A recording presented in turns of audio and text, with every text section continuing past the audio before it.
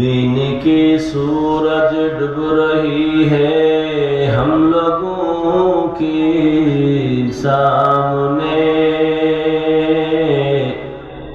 दिन की सूरज डूब रही है हम लोगों के सामने। रोज़ महशर क्या जवाब है मुस्तफा के सामने। रोज़ महशर का जवाब है मुस्तफा के सामने। हकीकत खुल जाएगी बवक़्त इम्तिहान तेरे। हकीकत खुल जाएगी बवक़्त इम्तिहान तेरे। कि सुस्ती में या मेहनत में गुजारी जिंदगी तूने। कि सुस्ती में या मेहनत में गुजारी जिंदगी तूने। मोहम्मद ने आकर कुफर को मिटाया।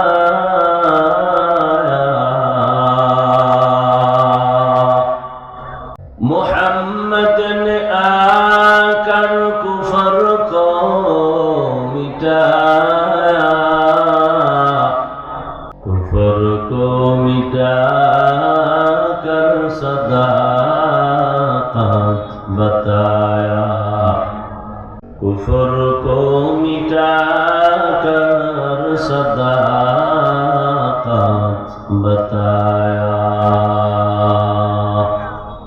ধারদিয়া দক্ষিণ পাড়া জামে মসজিদ ও এলাকাবাসীর উদ্যোগে আয়োজিত বার্ষিক ইসলামী মহাসম্মেলন 21শে নভেম্বর 2024।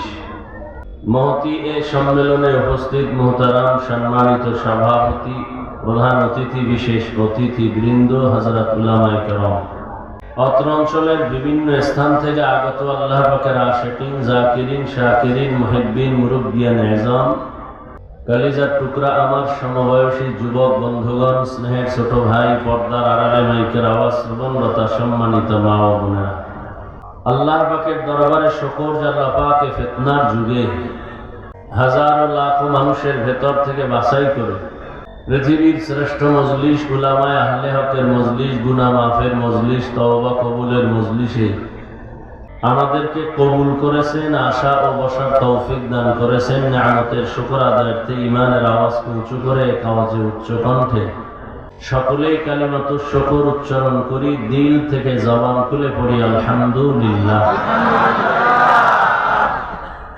দরুদ ও সালাম সাইয়্যিদুল মুরসালিন, রাহমাতুল লিল আলামিন, শফিউল মুযনিবিন, খাতামুন নবিয়্যিন, সাইয়্যিদুস সাকালাইন, ইমামুল মুরসালিন, শফিয়ে আযম, রসুল আকরম, রহমতে আলম, নবিয়ুল আরব আল আজম, হাবিবে কিবরিয়া, আশরাফুল আম্বিয়া, সৈয়দুল আম্বিয়া, শফিয়ে মাহশর, সাকিয়ে কৌসর, আকায়ে নামদার, মদিনাহ কা তাজদার, আফতাব নবুয়ত, ফখরে মওজুদাত, সৈয়দুল মখলুকাত, হযরত মুহাম্মদুর রাসূলুল্লাহ। সবাই পড়েন নবীজির নামে দরুদ পড়লে গুনাহ হয় না? ভাবে আছেন? জবান খুলে পড়েন না কেন? সওয়াবের দরকার নেই না? তো জবান খুলে আবার পড়েন। একবার পড়ছেন 10টা গুনাহ মাফ হয়ে গেছে, 10টা নেক আমল নামায় যোগ হয়েছে। আল্লাহর আদালতে আপনার মর্যাদা 10 গুণ বেড়ে গেছে। বেশি বেশি দরুদের আমল করেন, আল্লাহ দরুদের বিনিময়ে জান্নাতের রাস্তা ওপেন করে দিলেন। কমপক্ষে প্রতিদিন 300 বার দরুদ পড়বেন। অজু সহকারে ঘুমের আগে বিছানায় বসে তসবিহ হাতে নিয়ে সময় বেশি থাকলে নামাজের দরুদ পড়বেন, কম থাকলে এই ছোট অংশের দরুদ পড়বেন। অজু অবস্থায় দরুদ পড়ে পড়ে ঘুমায় যাবেন, ডান কাতে কেবলার দিকে চেহারাটা ঘুরাইয়া। ইয়াকিনের সাথে যদি বসতে পারেন, শুইতে পারেন, আমলটা রাখতে পারেন দাইমি প্রতিদিন, ইনশাআল্লাহ ঘুমের ঘরে রাসূলের সাথে মোলাকাত হয়ে যাবে। রাস্তায় কি ওয়াজ হয়? কর্তৃপক্ষ এই আওয়াজগুলো শুনে না? এই তুমি মোবাইল ধরছো কেন হাতে?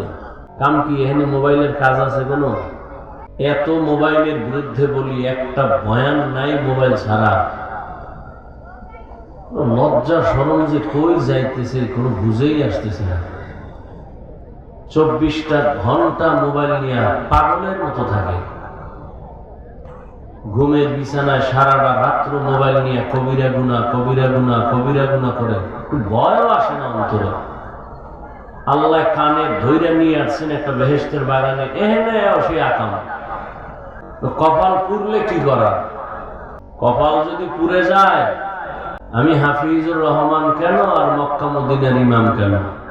স্বয়ং রসুলও যদি বয়ান করে কপাল আর খুলে না। যেই নবীজিকে এক নজর দেখলে জাহান্নামের আগুন হারাম, যেই নবীজিকে এক নজর দেখলে পেটের ক্ষুধা থাকে না, সেই নবীজিকে 13 বছর দেখছে, বয়ান শুনছে, এরপরও কপালে কালেমা আসে নাই। পৃথিবীর এই নিকৃষ্ট বেঈমান কত বড় কপাল পোড়া। আর অন্যদিকে নবীজিকে জবাই করার জন্য তরবারি নিয়ে দৌড়ায় 27 বছরের যুবক। যুবকেরা, তোমরা তো আমাদেরকে বোকা ভাবো এবং বোকা বলো, আসলেই আমরা বোকা। আমরা যদি বোকা না হইতাম তোমাকে জমিনে থাকতে দিতাম না। যখনই বেদবি করতাম সাথে সাথে পিটাইতাম। একটা থাপ্পড় সহ্য করার মতো শক্তি তো তোমার নেই। তোমার তো খানার শক্তি, আমাদের তো ঈমান ও আমলের শক্তি ইনশাআল্লাহ। এবং খাওয়ান তো আছেই, তোমার থেকে হালাল খাই, পিওর খাই, নাপাক খাই না। এতগুলো শক্তি নিয়ে একটা থাপ্পড় দিলে এই ওজন নিতে পারবা না তো। থাপ্পড় তো দেই না, বরং জানি আমাকে গালি দাও, জানি আমাদের বিরোধিতা করো, এরপর সামনে আসলে হাসি মুখে তাকাই, বুকে লাগাই, সালাম দেই। তুমি প্রস্রাব করে পানি নাও না, ওযু ঠিক মতো করো না, গোসল ঠিক মতো করো না, দুর্গন্ধে ভরা তোমার পোশাক, তোমার বডি, করো তুমি গুনাহ, খাও মদ গাঞ্জা ভিন্ন ভিন্ন নেশা, এত কিছুর পরেও কিন্তু সি সি করে তাড়াই দিই না। কেন? আমরা বোকা। বুকে লাগাই, সালাম দিই আগে আগে, বসে থাকি না যে সালাম তো আমারে দিবে, এই চিন্তা করি না তো। এবং কলিজা দিয়া কথাগুলো মোহাব্বত লাগায় বলি, মনে হচ্ছে কথার দ্বারা তোমার টাকার কেন আমি গোলাম। এখানে ভিন্ন একটা জিনিস কাজ করে, আমরা কোনো ব্যক্তির গোলাম না। তোমরা অনেকে বলো না অমুক হুজুর আওয়ামী লীগের, কেউ বিএনপির। হুজুর জারি তুমি যেদিকে নাও, নিতে গেলে সব দিকেই নিতে পারবা, কোনো হুজুর দিক ছাড়া নেই। সব হুজুর একটা দিকেই আছে। তার মানে এইটা না, আলেম ওলামা আওয়ামী লীগের কাছে যাবে, বিএনপির কাছে যাবে, নিজের দুনিয়ার স্বার্থের জন্য না, যদি যে থাকে ইসলামের স্বার্থের জন্য। এটা বুঝার তোমার মেধা নাই। কারণ বেয়াদবি তো মা বাবার থেকে শুরু করছো, ওখান থেকে ধাক্কা লাগাইছো আলেমের সাথে। আমি তো সারা বাংলাদেশে বলি, যারা আলেমের বিরোধিতা করে এরা মা বাবার অভিশপ্ত সন্তান। প্রত্যেকটা সন্তান মা বাবার বড় দোয়া পায়, একটাও দোয়া পায় না ভালো সন্তান না একটাও। সবগুলো মা বাবার অভিশপ্ত সন্তান, একটা সন্তান মা বাবার আদরের না। আল্লাহ হেদায়েত দান করুন। তবে আজকে বোকা হয়ে কিছু কথা বলি, শুনে যাই, মানবা কি মানবা না সেটা তো তোমার ব্যাপার। কিছু কথা শুনে যাই। আল্লাহ অনেক বুদ্ধি দিছে তোমাদেরকে, দোয়া করি এই বুদ্ধি দিয়া গোটা দুনিয়াটা আলোকিত করো। একটা যুবকের মেধাই যথেষ্ট গোটা দুনিয়াকে নিয়ন্ত্রণ করা। কপাল খারাপ, তোর মা বাবার বড় দোয়া লাগছে তোর কপালে, যে কারণে তোর সুন্দর মেধাটাকে মোবাইল দিয়ে নষ্ট করে ফেলেছ। চরিত্রের কোনো ভালাই নেই, লেখাপড়া করবি তাও নেই, নকল ছাড়া কলম চলে না। এই ছাত্র তো নকল ছাড়া কলম চলে না। কত ভালো ছাত্র তুমি, বিদ্যার পৃষ্ঠা ছিঁড়ে জুতার মধ্যে ঢুকাও, কত ভালো ছেলে তুমি। একজন হুজুর বলছে এই ছাত্রগুলো লেখাপড়ার জীবনে হয় বিদ্যা চোর, এরা চেয়ারে বইয়া হয় সরকারের টাকা চোর। পৃথিবীতে বিদ্যা চুরির মতো আর বেয়াদবি আর কি হতে পারে? আর আমরা জীবনবার মাদ্রাসায় বইরে এখন একটা বাংলা লেখার কাগজ পড়ে থাকলে এটা উঠাইয়া সম্মানের জায়গায় রাখে, জুতা দিয়ে বাড়াই না। আর তুই ভালো বইয়ের পৃষ্ঠা ছিঁড়া ছিঁড়া জুতায় ঢুকাও, নকল করো, নাহলে কলম চলবে না। আর করোনা থাকলে তো সারছে, অটো পাস না হইলে পাস। 13 বছর পরে ইঞ্জিনিয়ার হইয়া বিল্ডিং করবি, সবটি মইরে হ্যাঁ নেবে, সব বেউস হয়ে থাকবে। অটো পাসের ইঞ্জিনিয়ার বয়ে বয়ে দোয়া ইউজ করছে খোদা। 13 বছর করোনা থাকলে তো আমাদের লেখাপড়ার দরকার নেই, আমরা অটো আইএ বিএ এমএ সব করে নেব। আল্লাহ আপনি কুদরতের দ্বারা আমাদেরকে হেদায়েত দান করেন। তো বলতেছিলাম দরুদের আমলটা কইরেন, আল্লাহর কাছে কি নিয়ে যাবেন? হায়াতের আর বাকি কত? 60 বছর যদি বাঁচায় তো অর্ধেক শেষ। যুবকদের বলছি, কিন্তু তাও বাকি অর্ধেক যে বাঁচবা, মরার মতো বাঁচতে হবে। কারণ বাঁচার জন্য যে পাস লাগবে, পাস তো নাই। চোখের পাওয়ার খাইছো মোবাইল দিয়ে, হার্ট দুর্বল বানাইছো, এই মোবাইলের কারণে কিডনি দুর্বল করে ফেলছো। এই মোবাইলে সারা রাত্র কবিরা গুনাহ দেখতে দেখতে দেখতে দেখতে মাথার ব্রেন নষ্ট করছো, চরিত্র শেষ করছো। এখন চাকার তলে মাথাটা ঢুকতে দেরি, কোন সময় চাকার তলে মাথা ঢুকে যাবে টেরও পাবি না। তোর জীবনের এই 30 বছরের কামাই কি জানো? যুবককে বলছি, বেয়াদবি মাপ চাই, কলিজার মোহব্বত দিয়ে বলছি, মনে করো না দুশ্মনী করি। তুমি যদি এখন বলতে পারো হাফিজ ভাই নিচে আইয়া পাও ধরবেন, তাহলে আমি নামাজ ছাড়ব না। বল, আমি এক্ষণ নিচে আসবো। এই পরিমাণ মায়া লইয়া বইছি ওয়াজের স্টেজে। যত কথা বলি তোকে কাছে নিতে চাই, দূরে ঠেলতে চাই না।